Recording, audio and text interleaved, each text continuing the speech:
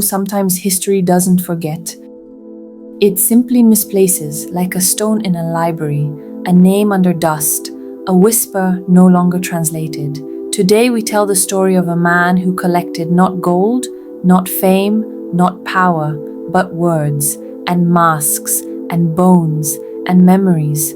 His name was Alphonse Pinart. He was born in Marquise, a village tucked gently in the Pas-de-Calais, where limestone sleeps and storms sing over chalk cliffs.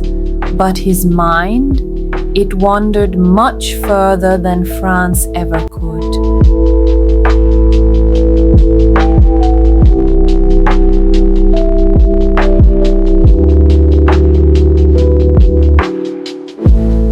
Imagine a boy, 15 years old, sitting in a small room under a northern sky.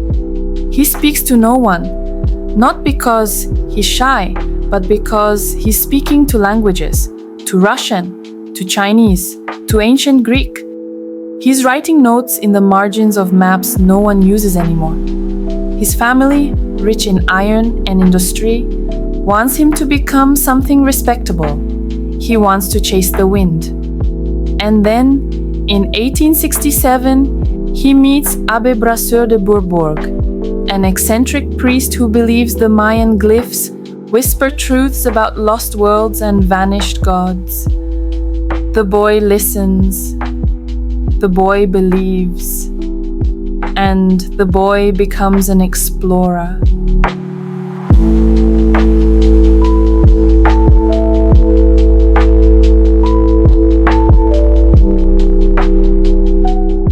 At 19, Pinart sells part of his inheritance to fund a journey, not to Paris, not to Rome, but to Alaska, where the cold is so sharp it speaks in syllables, where the native languages echo like poetry carved in frost. There, he listens. He collects masks from the Kodiak people, words from the Aleutians, not as a thief, not as a conqueror, but as a librarian of silence. Then he moves south to California, Mexico, Arizona, studying, recording, sending box after box of fragile knowledge back to France, to museums that would later forget his name but keep his fingerprints.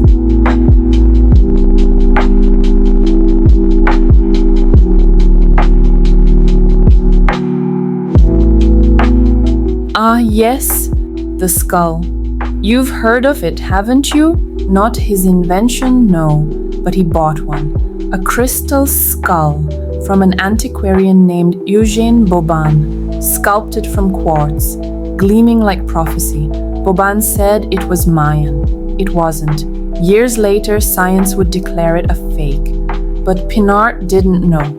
Or perhaps he didn't care, because whether real or not, the skull was a symbol of how mystery always outpaces certainty.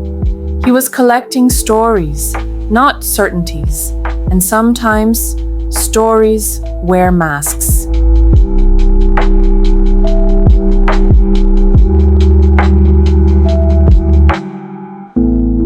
Pinart didn't lecture, he didn't command ships or crowds, he wandered Russia, Polynesia, Siberia, his notebooks filled with languages no longer spoken or barely breathing. He left behind dictionaries, maps of dying speech, and hundreds of objects, ceremonial items, masks, even crania sent to museums in Paris, Boulogne-sur-Mer, and beyond.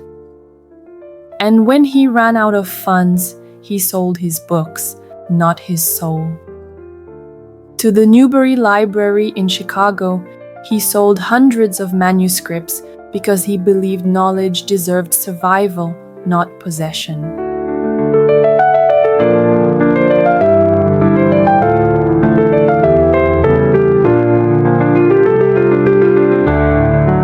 Alphonse Pinart died in 1911, aged 58.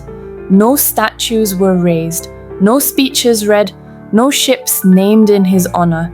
He died quietly, fitting for a man who listened more than he spoke. But today, in the drawers of forgotten museums and in the gloss of microfilm, his name resurfaces. Scholars find his notes, his transcriptions, his collections, and they realize he didn't collect artifacts. He collected extinctions, moments just before disappearance.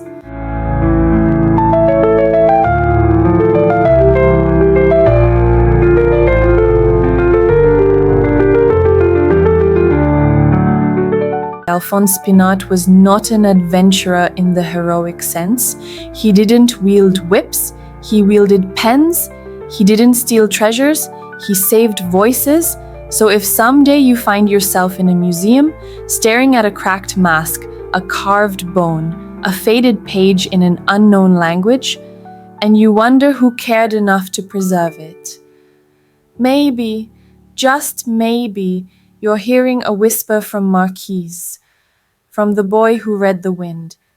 Thank you for listening. Until next time, listen deeply and never forget the explorers who came not to conquer, but to translate the forgotten.